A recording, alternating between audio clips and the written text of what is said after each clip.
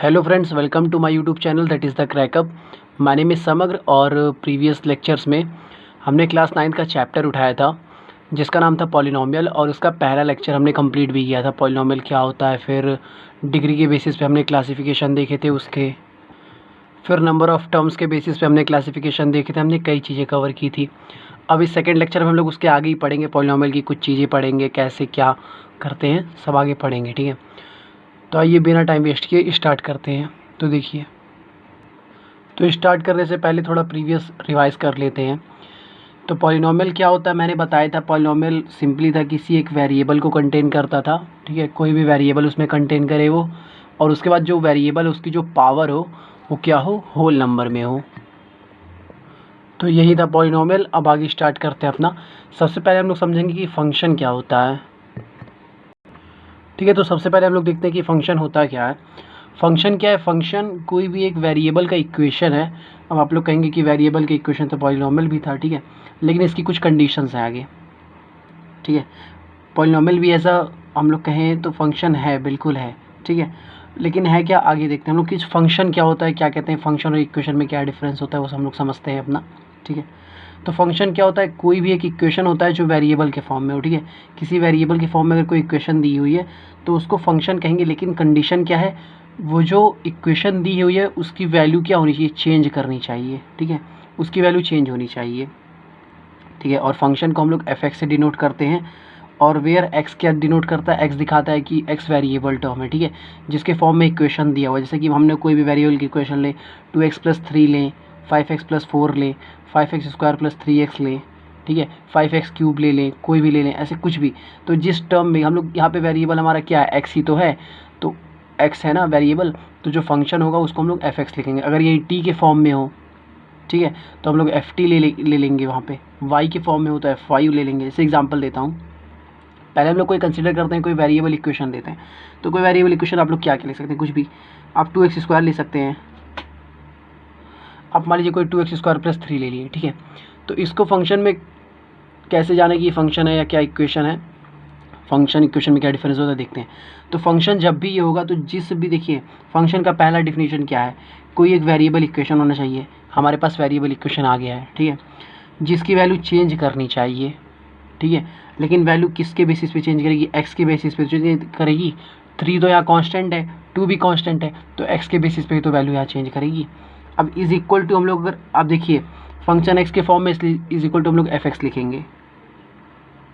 यही जो is equal to हम लोग एफ एक्स लिख दिए, ठीक है, एक्स ब्रैकेट में, यही हो गया एक फंक्शन। अब यहाँ पे वैल्यू चेंज कैसे करेगी, वैल्यू चेंज ऐसे करेगी, अगर हम लोग एफ एक्स की जगह मतलब f1 लिख दें, मतलब क्या, उस फंक्शन की वैल्यू जब, ठीक है, उस फंक्शन की वैल्यू जब x की वैल्यू क्या रखें हम लोग, 1 रखें, तो f1 हम लोग निकालें तो क्या आएगा, तो x की जगह आप लोग 1 रखिए, तो 2 × 1 का स्क्वायर, 2 × 1 का स्क्वायर +3 = 5 आ गया। दूसरा क्या है, f2, ठीक है, f2 क्या है, अब x की जगह हम लोग 2 रखेंगे, तो 2 × 2 का स्क्वायर +3, ठीक है, तो ये 4 × 2 8 +3 = 11 हो गया ना।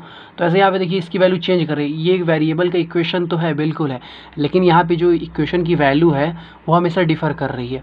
और इक्वेशन की वैल्यू डिफ़र किस बेसिस पे कर रही है, जब एक्स की वैल्यू डिफ़र करेगी। क्योंकि आप लोग खुद ही देखिए यहाँ पे वेरिएबल तो सिर्फ एक्स है, तो इक्वेशन की वैल्यू भी तभी चेंज होगी जब एक्स की वैल्यू चेंज होगी, क्योंकि यहाँ पे और चीज़ें 2 3 ये सब तो कॉन्स्टेंट है, ठीक है। तो इसी को हम लोग कहते हैं फंक्शन। फंक्शन क्या होता है, कोई एक वेरिएबल इक्वेशन होता है जिसकी वैल्यू चेंज होती रहती है, ठीक है, denoted by f x, where x क्या होता है, एक वेरिएबल होता है, ठीक है। तो ऐसे function f x equal to ये दिया हुआ था। अब एक्स क्या है, वेरिएबल एक्स की वैल्यू 1 2 3 4 5 6 7 8 कुछ भी हो सकती है, ठीक है, जो भी अंडर रूट हम लोग रखें कुछ भी रख सकते हैं, √2 अंडर रूट में भी रख सकते हैं, कोई भी रियल नंबर रख सकते हैं, ठीक है। तो आप लोग समझ गए होंगे कि फंक्शन क्या होता है। और एक चीज़ और जानिए, फंक्शन हमेशा उसी को कहते हैं, कोई वेरिएबल की इक्वेशन दी हो लेकिन इज इक्वल टू हम लोग का एफ एक्स या ऐसा कुछ डिनोट हो, ठीक है। पी एक्स, देखिए एफ एक्स की जगह आप पी एक्स भी कर सकते हैं, ठीक है, कुछ भी हो, कभी कभार ये एफ एक्स की जगह पी एक्स से भी डिनोट होता है, या कुछ भी होता है, मतलब कोई भी ऐसा यहाँ पे टर्म हो, कोई भी हो, अल्फ़ाबेट हो, लेकिन यहाँ ब्रैकेट में एक्स होना चाहिए इस अल्फ़ाबेट के साथ, ठीक है। तो ऐसे कभी भी आप लोग को गिवन हो तो आप समझिए कि वो फंक्शन है, ठीक है। उसका मतलब उसकी वैल्यू जो है वो डिफ़र कर सकती है कुछ भी। अब जैसे एक्स की वैल्यू होगी वैसे वैसे उस इक्वेशन की वैल्यू चेंज होती रहेगी उस फंक्शन की। यहाँ पे वो 2 रखेंगे तो एक्स की जगह यहाँ 2 रखेंगे, यहाँ 3 रखेंगे तो यहाँ पे 3 रखेंगे एक्स की जगह, ठीक है, होती है। अब इक्वेशन और फंक्शन में अंतर क्या है? इक्वेशन क्या होती है? इक्वेशन जो होती है वो भी एक वेरिएबल का ही इक्वेशन होती है, ठीक है। मतलब एक वेरिएबल के फॉर्म में हम लोग कोई भी चीज़ लिख दें तो उसको हम लोग इक्वेशन कहते हैं। जैसे एग्जांपल 2x² + 3 हमने ये लिख दिया। हम 2x² + 3 का एग्जांपल लेते हैं। तो जैसे ये भी देखिए कि वेरिएबल के फॉर्म में हम लोग कुछ भी लिख दें उसको इक्वेशन कहेंगे, ठीक है। लेकिन है क्या? अब इसको फंक्शन क्यों कहें, इसको इक्वेशन क्यों? इसका रीज़न क्या है?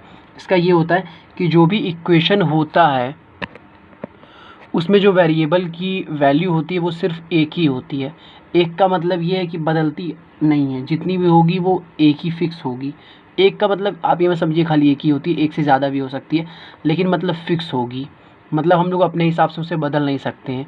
वो इक्वेशन जो दिया होगा उसके हिसाब से एक्स की जितनी भी वैल्यू, चाहे 1 वैल्यू हो, 2 वैल्यू हो, 3 वैल्यू, 4 वैल्यू भी हो सकती है, कुछ भी हो सकती है, कितनी भी, लेकिन जितनी होगी सिर्फ उतनी होगी। हम लोग अपने हिसाब से कोई भी वैल्यू उस पर नहीं ले सकते।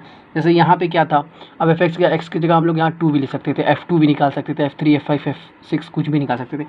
लेकिन ये इक्वेशन में क्या होता है, इसमें जो इक्वेशन दिया है इसी के हिसाब से एक्स की वैल्यू निकलती है। हम अपने मर्जी से कुछ भी एक्स नहीं पुट कर सकते हैं, ठीक है।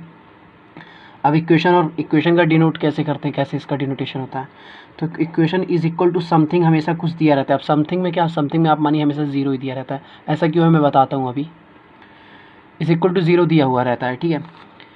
अगर कभी भी कोई वेरिएबल का फॉर्म दिया इज इक्वल टू 0 दिया है तो वो इक्वेशन है। इज इक्वल टू अगर f(x) या p(x) कुछ दिया तो वो फंक्शन है, ठीक है।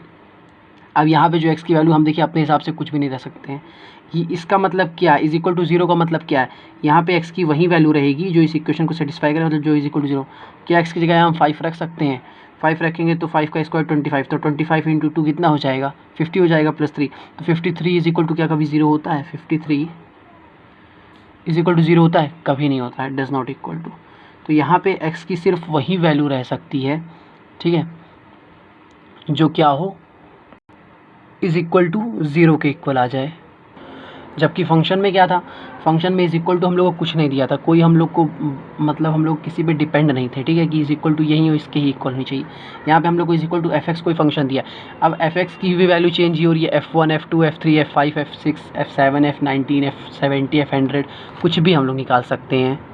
तो जब f की वैल्यू चेंज हो रही है, f1, f2, f3 कुछ भी रख सकते हैं, तो इसके मतलब इसकी वैल्यू भी चेंज होगी, क्योंकि ये x जो है फंक्शन x पे डिपेंड कर रहा है। x की जो यहाँ वैल्यू होगी वही वैल्यू हम लोग यहाँ पुट करेंगे। तो हम लोग की जैसे हम लोग का f1 की वैल्यू क्या होगी, तो f1 की वैल्यू क्या होगी 2 × 1, f1 की वैल्यू हमारी यहाँ 5 हो जाएगी, ठीक है, 5 हो गई। हम f2 की वैल्यू निकालें तो ये, तो इधर हम लोग अपने मर्जी से किसी भी x का कोई भी वैल्यू रख के हम लोग इसकी वैल्यू निकाल सकते हैं इस इक्वेशन की। लेकिन यहाँ पे हम ऐसा नहीं कर सकते, यहाँ पे हम अपने मर्जी से कोई भी वैल्यू नहीं रख सकते। यहाँ पे सिर्फ x की वही वैल्यू हम लोग रख सकते हैं जो इस इक्वेशन को सेटिस्फाई करे, ठीक है।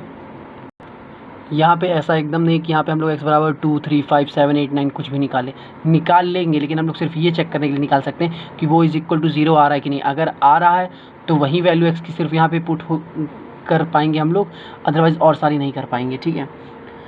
जैसे यहाँ पे x की ऐसे हम लोग कौन सी वैल्यू रखें कि ये इज इक्वल टू 0 आ जाए, ठीक है। तो आप लोग इक्वेशन और फंक्शन में अंतर समझ गए होंगे। अब एक एग्जांपल हम लोग लेते हैं, कोई फंक्शन लेते हैं हम लोग f(x) is equal to 2x + 3। तो हम लोग देख के समझ गए कि ये फंक्शन दिया है, क्यों? क्योंकि इज इक्वल टू जो दिया है हम लोग को वो कोई कांस्टेंट वैल्यू नहीं दी हुई है, ठीक है। अगर हम लोग को देखिए, हाँ ये भी अच्छी चीज़ है, ऐसे आप लोग जान सकते हैं, सबसे सिंपल वे है कि अगर कोई इक्वेशन वेरिएबल के फॉर्म में दिया और इज इक्वल टू कांस्टेंट दिया हुआ है, ठीक है। कांस्टेंट का मतलब क्या है? कांस्टेंट का मतलब आप लोग सिंपली 0 ही समझिए। ऐसा क्यों है, 0 का रीज़न भी मैं बताता हूँ। तो इज इक्वल टू हम लोग को कोई कांस्टेंट टर्म तो यहाँ पे दिया हुआ नहीं है, इसका मतलब ये फंक्शन है, ठीक है। इज इक्वल टू f(x) दिया है, p(x) दिया, कुछ भी, तो यहाँ पे हम लोग कुछ भी ले सकते हैं। हम लोग क्वेश्चन में कहेगा f1 आप फाइंड करिए, मतलब इस फंक्शन की वैल्यू तब फाइंड करिए जब x की वैल्यू यहाँ 1 हो। तो x की वैल्यू 1 होगी तो 2 × 1 is equal to 2 + 3 is equal to 5 हो गया, ठीक है। दूसरा क्वेश्चन हम लोग कह सकता है फंक्शन की वैल्यू आप फाइंड करिए जब f की वैल्यू 5 हो, तो 2 × 5 is equal to 10 + 3 is equal to 13 आ जाएगी, ठीक है। तो फंक्शन की वैल्यू ऐसे चेंज होती रहती है हर x के वैल्यू पे। हमारे जैसे आपको हम लोग इक्वेशन के फॉर्म में लेते हैं, इक्वेशन दी हुई है हम लोग को दिया है 2x + 3 इज इक्वल टू 0, ठीक है। हम लोग कह रहे हैं एक्स की वैल्यू फाइंड करिए। तो एक्स की वैल्यू फाइंड करने को हम लोग क्या कहेंगे कि एक्स की वो क्या वैल्यू होगी फाइंड करिए जो इज इक्वल टू 0 है। हम लोग ये कभी नहीं कहेंगे कि एक्स इज इक्वल टू आप 3 निकालिए 2 निकालिए कुछ भी निकालिए, ऐसा कभी नहीं होगा। तो होता क्या है, एक्स की वैल्यू हम लोग क्या करें यहाँ पे देखिए, एक्स की वैल्यू से कौन सी यहाँ पे रख दें हम लोग कि क्या नाम है इज इक्वल टू 0 आ जाए। तो ये 0 एक्स की वैल्यू निकालने के लिए हम लोग देख भी सकते हैं एक्स इज इक्वल टू 0 हम लोग को पहले गिवन ऑलरेडी है, मतलब ऐसी एक्स की यहाँ पे वही वैल्यू आएगी जो इज इक्वल टू 0। तो हम लोग 2x इज इक्वल टू हम लोग -3 भी लिख सकते हैं।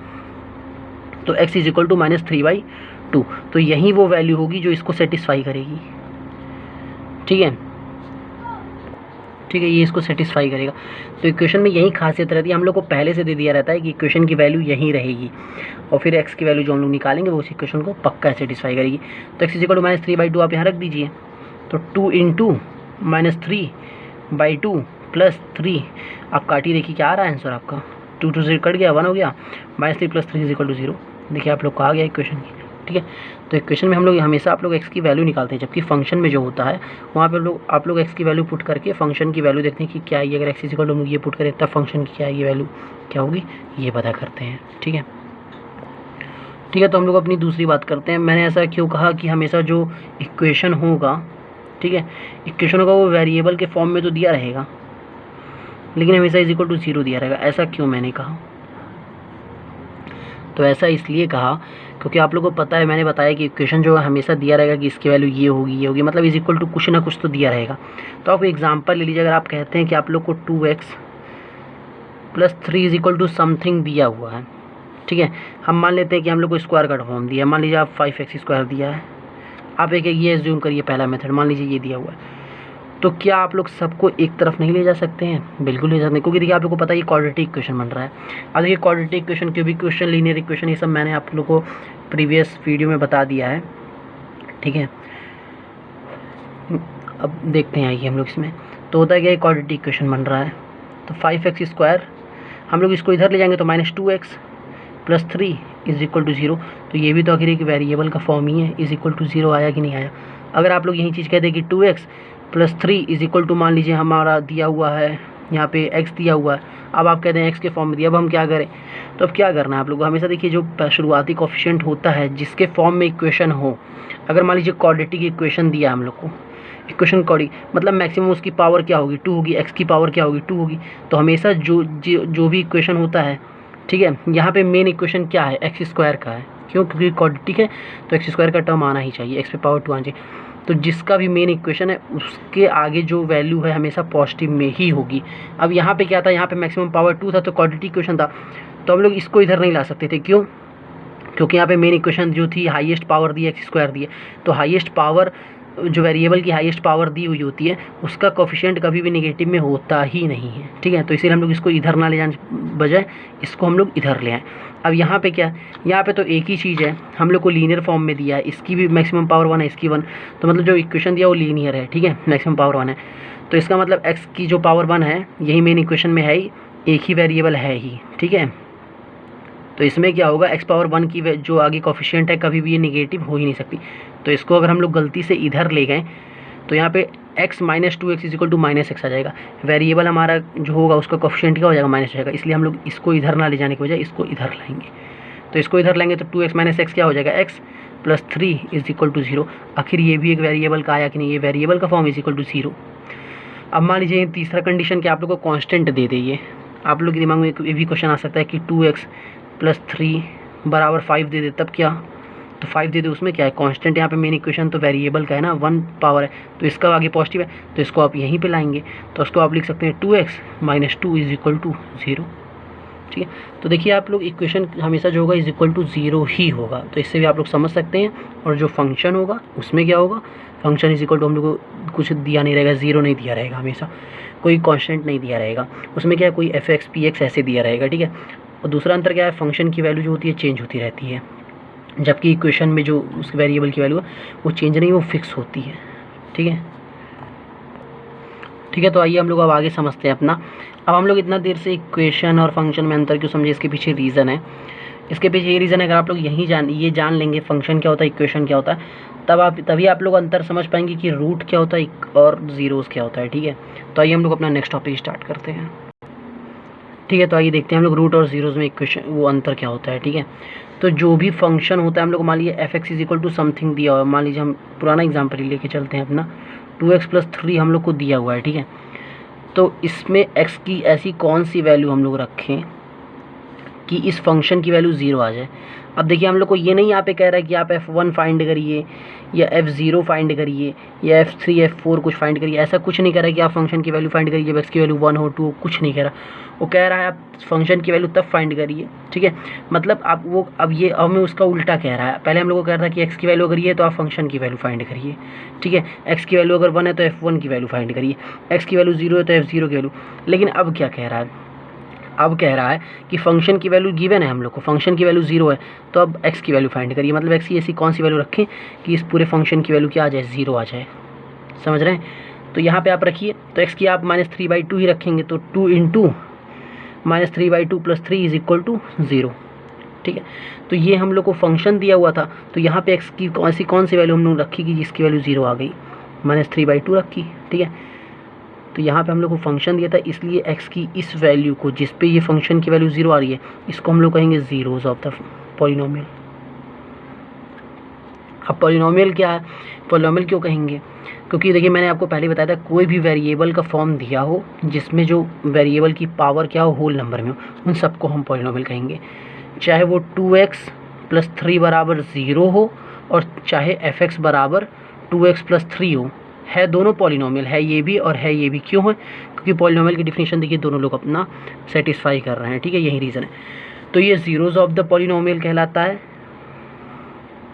ज़ीरोज़ ऑफ पॉलिनोमियल कहलाता है। ठीक है, और यहीं अगर हम लोग को दे दिया है 2x+3 इज इक्वल टू 0, अब कह रहा है कोई इक्वेशन दिया हुआ है एक, अब देखिए पहले मैंने आप लोग को बताया था इक्वेशन की वैल्यू हमें हमेशा हम लोग को पहले ही गिवन रही है कि इज इक्वल टू ये है, मतलब इस इक्वेशन की वैल्यू 0 है, ये हम लोग को पता है, हम लोग को अब x फाइंड करना है। ठीक है, तो x की वैल्यू यहाँ भी क्या होगी, -3/2 होगी। देखिए दोनों जगह है वही चीज़, लेकिन इसको हम लोग ज़ीरोज़ ऑफ द पॉलिनोमियल नहीं, इसको हम लोग रूट ऑफ द पॉलिनोमियल कहेंगे।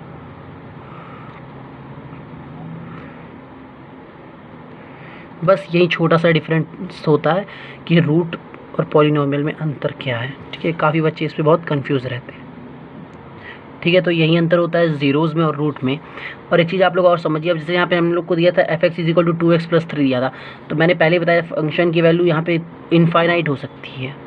वैल्यू इनफाइनाइट मतलब इनफाइनाइट नंबर ऑफ हम लोग के वैल्यूज़ मिल सकते हैं। f1 पे कुछ मिलेगा, f2 पे कुछ मिलेगा, f3 पे कुछ अलग मिलेगा, f100 पे कुछ अलग, f1000 पे कुछ अलग मिलेगा। ठीक है, ऐसे f निगेटिव में भी आप रख सकते हैं, f-1 रख सकते हैं, f-2, f-3 कुछ भी रख सकते हैं। यहाँ पे हम लोग को लाखों हज़ारों करोड़ मतलब इनफाइनाइट में वैल्यू मिलेगी। ठीक है, बहुत सारे वैल्यूज़ मिलेंगे कि हम लोग काउंट नहीं कर सकते, लेकिन जो इस इक्वेशन का वैल्यूज़ है ये सिर्फ एक ही होगा। ठीक है, और इक्वेशन इज इक्वल टू हमेशा हम लोग की 0 दी हुई हो रहती है। क्यों 0 दी हुई थी, पिछले में मैंने बताया ये कि अगर कोई वेरिएबल इधर है तो आपको उसको इस तरफ या उस तरफ शिफ्ट करते हैं आपस में, तो हमेशा इज इक्वल टू 0 ही हम लोग को मिलता है। ठीक है, तो यहाँ पे पहले से दिया है कि इक्वेशन की वैल्यू इज इक्वल टू 0 ही आनी है, एकदम श्योर है। बस एक्स की वैल्यू आप हम लोग को डिफाइन कर दी है, तो यहाँ पे तो हमेशा एक्स की हम लोग को एक ही वैल्यू मिलेगी, तो इसको हम लोग रूट कह देते हैं। और यहाँ पे क्या है, यहाँ पे फंक्शन की हमें बहुत सारी वैल्यूज़ मिलेगी, f1 भी मिलेगा, f2 भी मिलेगा, f-1 भी मिलेगा, f-3 भी मिलेगा, बहुत सारी मिलेगी, और एक ये भी मिलेगा f-3/2 भी मिलेगा। ठीक है, हम लोग को वैल्यू तो बहुत सारी मिलेंगी जिसको हम काउंट नहीं कर सकते, लेकिन है क्या, यहाँ पे f-3/2 ही एक ऐसी वैल्यू होगी जिस पे इस फंक्शन की वैल्यू क्या हो जाएगी, 0। ठीक है, तो इसे हम लोग ज़ीरोज़ ऑफ द पॉलिनोमियल कह दिए। और रही बात रूट की, तो रूट तो समझिए उस इक्वेशन का सॉल्यूशन ही है। रूट जो होता है हमेशा इक्वेशन के सॉल्यूशन को ही कहते हैं। क्यों, क्योंकि जो इक्वेशन होता है हमेशा इज इक्वल टू 0 ही दिया रहता है, और रूट क्या निकलेगा, जब इज इक्वल टू 0 दिया तो एक्स की वही वैल्यू निकलेगी जिस पे वो 0 आए ना। तो बस, तो रूट होता है किसी इक्वेशन को 0 ले आए, एक्स की वो वैल्यू, उसको हम लोग रूट कहते हैं। और फंक्शन क्या होता है, फंक्शन की तो बहुत सारी वैल्यूज़ होती हैं, लेकिन वो वैल्यू सिर्फ जिस पे वो फंक्शन 0 आ जाए उसको हम लोग कहते हैं ज़ीरोज़ ऑफ द पॉलिनोमियल। ठीक है, ठीक है, तो अब तक हमने समझ लिया है। अब आइए कुछ और चीज़ें हम लोग समझते हैं, जो हम लोग का ऑब्जर्वेशन है, क्या कहते हैं। ठीक है, तो समझते हैं। तो पहला चीज़ ये है, ठीक है, अब तक जो हमने देखे उस सबके ऑब्जर्वेशन हम लोग क्या समझ रहे हैं, ऑब्जर्वेशन।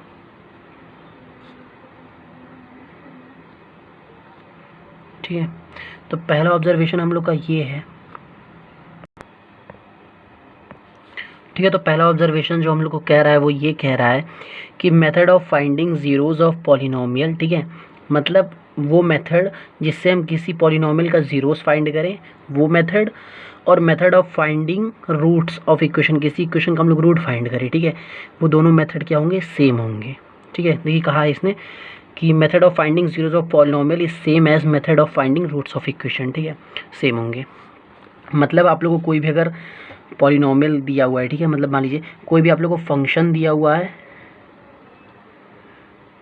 और या कोई आप लोग को इक्वेशन दिया है, ठीक है, चाहे वो फंक्शन का हम लोग को कह रहा है कि ज़ीरोज़ आप निकालिए, और चाहे वो कह रहा है वही इक्वेशन, मान लीजिए वही फंक्शन ऐसे इक्वेशन के फॉर्म में दे दिया हो और कह रहा है इसका रूट्स निकालिए, तो दोनों के फाइंड करने का मेथड सेम होगा। ऐसा क्यों होगा, उसका रीज़न बता रहा है। उसका रीज़न ये होगा, मान लीजिए कोई f x is equal to कोई भी आप फंक्शन मान लीजिए, आप हमेशा पुराना ही मान के चलिए तो ज़्यादा अच्छा रहेगा, ठीक है, अच्छे समझ में आएगा। 2x+3 हम लोग लेते हैं एग्जाम्पल, सबसे शॉर्ट और सबसे बेसिक एग्जाम्पल लेते हैं, ठीक है। कोई फंक्शन हम लोग को गिवन है f x is equal to 2x+3। अब हम लोग से कह रहा है इस फंक्शन का ज़ीरोज़ फाइंड करिए, ठीक है, इस पॉलिनोमियल का आप ज़ीरोज़ फाइंड करिए। तो इसका मतलब क्या है, f x is equal to, मतलब यहाँ पे हम एक्स की वैल्यू ज़ीरो नहीं रख रहे हैं, हम लोग इस फंक्शन की वैल्यू ही ज़ीरो आ जाए पूरी। तो क्या इज इक्वल टू हम लोग ज़ीरो नहीं लिख सकते हैं, इसको बिल्कुल लिख सकते हैं। क्यों, क्योंकि एक्स की हम लोग यहाँ पे वही वैल्यू तो फाइंड कर रहे हैं जिससे एफ एक्स की पूरी वैल्यू ज़ीरो आ जाए। तो इज इक्वल टू ज़ीरो हमने कर दिया। अब हम एक्स फाइंड कर सकते हैं, यहाँ पे एक्स इज इक्वल टू क्या हो जाएगा, 2x इज इक्वल टू -3, फिर x इज इक्वल टू -3/2, ठीक है, ये हो गया इसकी वैल्यू। यही तो क्वेश्चन कह रहा था कि x की ऐसे वैल्यू रखी कि फंक्शन की वैल्यू ही ज़ीरो आ जाए, तो इसका मतलब हम लोग इसको इस तरीके से भी लिख सकते हैं। अब आप लोग अगर रिमेंबर करें, याद करें, ठीक है, तो इक्वेशन भी तो ऐसे इसी फॉर्म में हम लोग को गिवन रहती थी कि 2x+3 is equal to zero, यही तो गिवन रहता था। हम लोग कहता था कि ऐसी x की वैल्यू फाइंड करिए कि इज इक्वल टू ज़ीरो आ जाए, तो बात तो एक ही है, समझ। इसका भी सेम मेथड ऐसा ही होगा, 2x इज इक्वल टू -3 होगा, फिर x इज इक्वल टू -3/2 हो जाएगा। ठीक है, तो पहला ऑब्जर्वेशन यही कह रहा है, कभी भी हम लोग को कहे किसी पॉलिनोमियल, अब चाहे वो पॉलिनोमियल क्या हो, फंक्शन हो, चाहे वो इक्वेशन हो, ठीक है, कोई भी पॉलिनोमियल हम लोग को दिया है, चाहे उसका रूट फाइंड करने को कहे, चाहे हम लोग को ज़ीरो फाइंड करने को कहे, इज इक्वल टू हम लोग ज़ीरो करके अगर हम लोग फाइंड कर रहे हैं तो हमेशा वैल्यू सेम होगी और वही मेथड होगा ही इसका, ठीक है। और दूसरा मेथड क्या हो सकता है, दूसरा मेथड ये हो सकता है, देखिए जब इक्वेशन आप लोग को ये गिवन है तो इक्वेशन का तो हम मानते हैं कि मेथड ये होगा 2x बराबर -3, फिर 2x इज इक्वल टू 2 को नीचे भेज देंगे -3/2, सेम मेथड। फंक्शन का देखिए दूसरा मेथड ये हो सकता है कि आप लोग को इसमें सोचना पड़ेगा कि यहाँ पे x की वैल्यू से क्या रखें कि ये ज़ीरो आ जाए। यहाँ पे 2 रखें तो क्या ज़ीरो आ जाएगा, 2 × 2 is equal to 4 + 3 is equal to 7 नहीं आएगा। 5 रखें तो क्या आएगा, 13 आ जाएगा, नहीं। तो आप लोग ये तो दिमाग से सोचिए यहाँ पे कि -3/2 रखेंगे तो 2 नीचे कट जाएगा, फिर -3 +3 बराबर 0 आ जाएगा, ये सब है। लेकिन आप लोग इसी मेथड से सॉल्व करिए तो इसी भी है और हमेशा आंसर वहीं आएगा, ठीक है। तो जनरली हम लोग देखें तो हमेशा सेम मेथड रहेगा इसका, ठीक है। तो आइए सेकेंड ऑब्जर्वेशन देखते हैं अपना, ठीक है। तो सेकंड पॉइंट हम लोग समझते हैं। सेकंड पॉइंट कह रहा है, ठीक है, तो सेकंड पॉइंट कह रहा है constant polynomial has no zeros. इसका क्या मतलब है, कांस्टेंट पॉलिनोमियल के पास कोई भी ज़ीरोज़ कभी उसका पॉसिबल है ही नहीं। ऐसा क्या रीज़न है, क्यों है। मान लीजिए हम लोग कोई फंक्शन दिया है px is equal to constant polynomial, इसका मतलब क्या है, इसमें खाली कांस्टेंट का टर्म है, इसका मतलब ये x पे पावर क्या रहा होगा, ज़ीरो। तो पॉलिनोमियल तो है, देखिए यहाँ पे x का टर्म भी और होल पावर क्या है जो है वो ज़ीरो भी है, ठीक है। तो ये पॉलिनोमियल है, मैं पिछले भी आपको बताया था।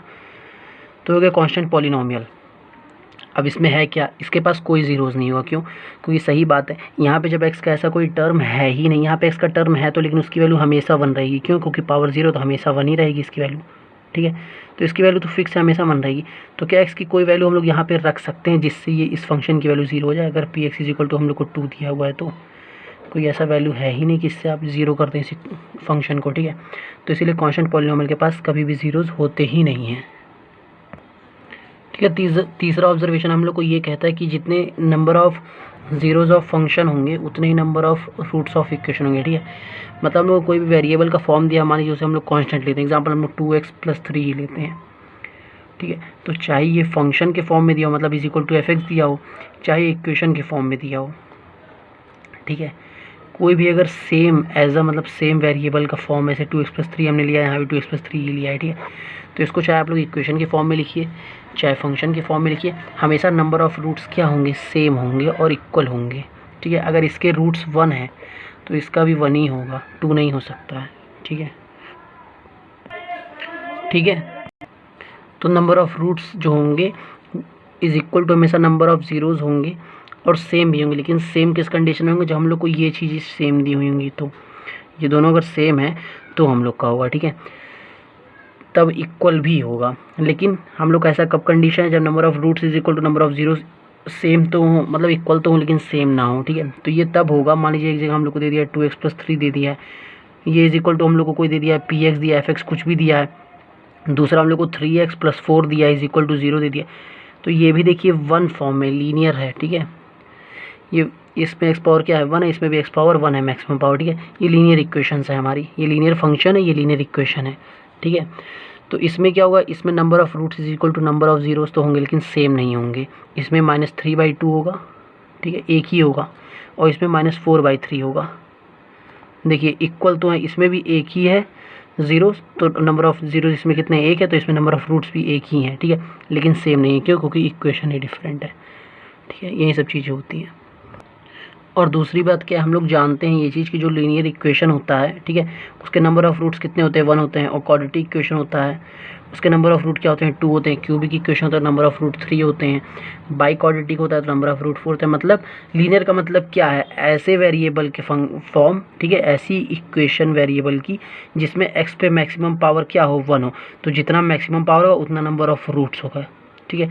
तो लीनियर में एक्स पे मैक्सिमम पावर क्या हो सकती है, 1 हो सकती है, 1 से ज़्यादा नहीं होगी। क्वाड्रेटिक का क्या मतलब है, एक्स पे मैक्सिमम पावर 2 होगी, 2 से ज़्यादा नहीं होगी, ठीक है। तो उतने ही नंबर ऑफ़ रूट्स निकलेंगे हमारे, जितना मैक्सिमम पावर होगी, ठीक है। तो आप यहाँ से भी डिफाइन कर सकते हैं, जितने नंबर ऑफ़ रूट्स होंगे उतना ही नंबर ऑफ़ ज़ीरोज़ होगा। इसका मतलब हम लोग को कोई अगर फंक्शन दिया हुआ भी है, ठीक है, f x is equal to मान लीजिए 2x² + 3x + 4 दिया हुआ है, ठीक है। तो ये देखिए स्क्वायर क्वाड्रेटिक के फॉर्म में दिया हुआ है ना, क्वाड्रेटिक फंक्शन है ना।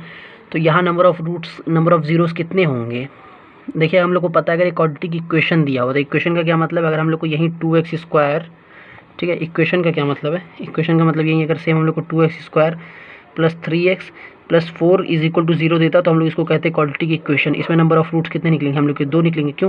क्योंकि जो वेरिएबल पे मैक्सिमम पावर है 2 है, तो नंबर ऑफ़ रूट्स 2 निकलेंगे। लेकिन यहाँ पे नंबर ऑफ़ ज़ीरोज़ कितने निकलेंगे, यहाँ पे भी हमेशा नंबर ऑफ़ ज़ीरोज़ कितने निकलेंगे, 2 निकलेंगे, ठीक है। क्योंकि ये बात यहाँ पे कह रहा है जितने नंबर ऑफ़ रूट्स होंगे उतने नंबर ऑफ़ ज़ीरोज़ होंगे, ठीक है। अब सेम होंगे कि नहीं, ये देखिए इक्वेशन पे डिपेंड करता है। अब इक्वेशन यहाँ देखिए सेम है तो इक्वल भी होंगे, नंबर ऑफ़ इक्वल भी होंगे और सेम भी होंगे। अब इक्वेशन डिफरेंट दी है, ये अलग क्वाड्रेटिक इक्वेशन दिया है, ये अलग क्वाड्रेटिक फंक्शन दिया है, तो नंबर ऑफ़ इक्वल तो होंगे रूट्स और ज़ीरोज़, लेकिन सेम नहीं होंगे, डिफरेंट होंगे, ठीक है, ठीक है। तो अगला पॉइंट हम लोग को ये कहता है कि जो किसी पॉलिनॉमियल का ज़ीरो होता है, ठीक है, ज़ीरोज़ होता है, वो हमेशा ज़ीरो ये ज़रूरी नहीं है, हो भी सकता है, नहीं भी सकता है। जैसे एग्जांपल मैं आप लोग को दूँ, पहले हमने आपको कोई फंक्शन दिया था f(x) is equal to 2x + 3 दिया था, तो इसका जो ज़ीरोज़ था, क्या यहाँ पे ज़ीरो था, नहीं था। ज़ीरोज़ का मतलब क्या, x की वो वैल्यू जिस पे ये फंक्शन ज़ीरो, तो x की वैल्यू यहाँ पे क्या ज़ीरो थी, नहीं थी, वो क्या थी, -3/2 थी। दूसरा मैं फंक्शन देता हूँ आप लोग को, f(x) is equal to x² - 2x। अब यहाँ पे क्या है, ये देखिए आप लोग, यहाँ पे देखिए क्वाड्रेटिक आया ना, तो यहाँ पे इसका मतलब 2 ज़ीरो जिसके निकलेंगे। पहला क्या है, पहले अगर आप लोग यहाँ पे f0 रख दें, ठीक है, तो 0 का स्क्वायर 0 -0 इज़ इक्वल टू 0। देखिए तो इसका जो ज़ीरो था वो 0 था, लेकिन ज़रूरी नहीं है कि सबका ज़ीरो जो है, ज़ीरो जो किसी पॉलिनॉमियल का, उसकी वैल्यू 0 ही हो, मतलब, ठीक है। और दूसरा क्या है, यहाँ पे 2 भी है, अगर आप 2 भी रख देंगे तो 4 - 4 इज़ इक्वल टू 0 भी आ जाएगा, ठीक है। f4 की वैल्यू भी यहीं आएगी सेम। तो ये यही कहता है कि किसी पॉलिनॉमियल का जो ज़ीरोज़ है हमेशा 0 हो, ये ज़रूरी नहीं है, हो भी सकता है, नहीं भी हो सकता है, ठीक है, ठीक है। तो जो पाँचवा पॉइंट कहता है, पाँचवा ऑब्जर्वेशन जो है वो ये कहता है कि सारे ही रियल नंबर ज़ीरोज़ होते हैं, किसके, ज़ीरो पॉलिनॉमियल के, ठीक है। तो जो ज़ीरो पॉलिनॉमियल है उसके ज़ीरोज़ जो होते हैं वो सारे रियल नंबर होते हैं, ठीक है। अब ज़ीरो पॉलिनॉमियल क्या होता है, हमने प्रीवियस में आपको बताया था, थोड़ा और वेल डिफाइन करके इसमें बताएंगे आप लोग को, ठीक है, और ब्रीफली बताएंगे इसमें। तो आइए समझते हैं, ठीक है। तो आप लोग ये जानते ही हैं कि पॉलिनॉमियल क्या होता है। पॉलिनॉमियल क्या है, कोई भी वेरिएबल का इक्वेशन है जिसमें जो वेरिएबल है उसकी पावर क्या हो, होल नंबर हो, ठीक है। तो ज़ीरो पॉलिनॉमियल क्या है, पिछले मैंने आपको बताया था, ज़ीरो पॉलिनॉमियल वो पॉलिनॉमियल होता है, ठीक है, जिसकी वैल्यू 0 हो। एग्जांपल चाहे फंक्शन का पहले एग्जांपल लीजिए, मान लीजिए px इज इक्वल टू, आपने कोई फंक्शन लिया 0, कांस्टेंट का पहले समझ, जैसे हमने कोई मान लीजिए पॉलिनोमियल लिया, कांस्टेंट पॉलिनोमियल लिया, तो p x is equal to, मान लीजिए हमने ले लिया p x is equal constant, मतलब ए ले लिया, कोई 2 ही ले लिया, ठीक है। तो ये कांस्टेंट पॉलिनोमियल, कांस्टेंट का क्या मतलब है, यहाँ पे जो वेरिएबल है उसकी पावर क्या है 0, मतलब इसकी वैल्यू क्या है टोटल 1 है। लेकिन यहाँ पे तो ऐसा है नहीं कि इसकी पावर 0 या क्या है, ठीक है। यहाँ पे पावर कुछ भी हो सकती है, एक्स पे पावर कुछ भी, स्क्वायर लिखिए, क्यूब लिखिए, 5 लिखिए, 7 8 9 कुछ भी लिखिए, आएगा तो हमेशा इज इक्वल टू 0 ही, ठीक है। तो इसमें क्या होता है, इसमें जो होता है 0 पॉलिनोमियल का जो एक्स पे पावर होता है वो कुछ भी हो सकता है, ठीक है। लेकिन जो ओवरऑल इस पॉलिनोमियल की वैल्यू होगी वो क्या होगी, 0 होगी। कांस्टेंट में क्या था, कांस्टेंट में वैल्यू तो कांस्टेंट होती थी और जो एक्स पे पावर था वो 0 था, मतलब देखिए फिक्स रहता था। और सारे पॉलिनोमियल में क्या है, चाहे वो कांस्टेंट पॉलिनोमियल हो, ठीक है, और चाहे लीनियर पॉलिनोमियल हो, क्वाड्रेटिक पॉलिनोमियल हो, कुछ भी हो, ठीक है, सब में जो डिग्री होती है, डिग्री क्या होती है, जो वेरिएबल पे पावर होती है, ठीक है, मैक्सिमम पावर होती है। तो उसमें जो डिग्रियाँ होती थी हमेशा फिक्स होती थी। अब कांस्टेंट पॉलिनोमियल में हमेशा देखिए एक्स की डिग्री 0 ही होगी, लीनियर पॉलिनोमियल में हमेशा डिग्री 1 ही होगी। लेकिन जो 0 पॉलिनोमियल है इसमें डिग्री कुछ भी हो सकती है, यहाँ 0 भी हो सकता है, 1 2 3 4 5 6 7 8 एक्स पे पावर आप बताइए कुछ भी आप रख लीजिए, 0 से मल्टीप्लाई तो हमेशा आएगा तो 0 ही। इसीलिए हम लोग कहते हैं कि जो 0 पॉलिनोमियल है उसकी हम लोग डिग्री क्या होती है, नॉट डिफाइन होती है। अब बता ही नहीं सकते हैं, क्यों, क्योंकि इनफाइनाइट होती है, बहुत सारी होती है, कुछ नहीं बता सकते इसके बारे में। तो 0 पॉलिनोमियल क्या होता है, जिसकी वैल्यू 0 हो, हम लोग इसको ओवरऑल कह सकते हैं, ठीक है। और इसको और एक्सप्लेन ब्रीफली लें तो क्या होगा, तो 0 पॉलिनोमियल वो होता है जिसमें जो वेरिएबल का कोफिशिएंट होता है वो 0 होता है, सारे वेरिएबल का कोफिशिएंट, ठीक है। जैसे कि एग्जांपल 0 पॉलिनोमियल को हम ये भी तो लिख सकते हैं, 0x² प्लस 0x प्लस 0, ये कांस्टेंट होगा, ax² plus bx plus c कुछ भी, तो आएगा तो ओवरऑल वैल्यू 0 ही आएगा ना। तो अगर हम लोग से कहे इस पॉलिनोमियल का आप जीरोस बताइए, मतलब x की यहाँ पे ऐसी कौन सी वैल्यू रखें जिसमें ये 0 आ जाए, तो ये तो पहले से ही 0 आ रहा है, तो इसमें कोई वैल्यू रखने कोई मतलब ही नहीं है। तो इसमें आप x की जगह अगर पूरा रियल नंबर कुछ भी रख सकते हैं, इक्वल टू आप रियल नंबर रख दीजिए। रियल नंबर क्या मतलब है, x इज इक्वल टू आप √2 रख दीजिए, √3 रख दीजिए, 5 रख दीजिए, 7 रख दीजिए, 9 रख दीजिए, 100 रख दीजिए, 1000 रख दीजिए, आएगा तो हमेशा 0 ही, क्योंकि इसका कोफिशिएंट ही 0 है, ठीक है। तो इसीलिए कह रहा है जो जीरोज ऑफ 0 पॉलिनोमियल, ठीक है। 0 पॉलिनोमियल क्या होता है, ये होता है, बताइए मैंने आपको, जिसकी वैल्यू क्या हो 0 हो, और अगर जनरली देखें तो क्या हो, जिसका कोफिशिएंट हो वेरिएबल का वो 0 हो, ठीक है। तो जो 0 पॉलिनोमियल इसका जीरोस क्या होगा, एवरी रियल नंबर होगा, आप यहाँ कुछ भी रखिए हमेशा सेटिस्फाई करेगा, ठीक है। तो यही था हम लोग का पश्चिम ऑब्जर्वेशन, ठीक है। तो इस लेक्चर में हम लोग इतना ही कवर करते हैं, आगे और हम लोग तीसरे लेक्चर में समझेंगे जो बची चीज़ें हैं, और शायद तीसरा लेक्चर आखिरी लेक्चर हो, या शायद 4th लेक्चर भी आ सकता है, इसके बारे में मैं अभी कुछ कह नहीं सकता, क्योंकि मेन मोटिव क्या है, आप लोग को ब्रीफली नॉलेज देना मेरा है, तो कोई जल्दबाजी की बात नहीं है। शायद 4th लेक्चर भी आ जाए, हो सकता है, या 3rd भी नहीं पड़ जाए, देखते हैं, ठीक है। तो इसमें इतना ही रखते हैं, और अगर आप लोग को वीडियो अच्छी लगी हो, समझ में आई हो, तो इसे प्लीज़ लाइक करिएगा, शेयर करिएगा और सब्सक्राइब करिएगा, ठीक है। Thank you.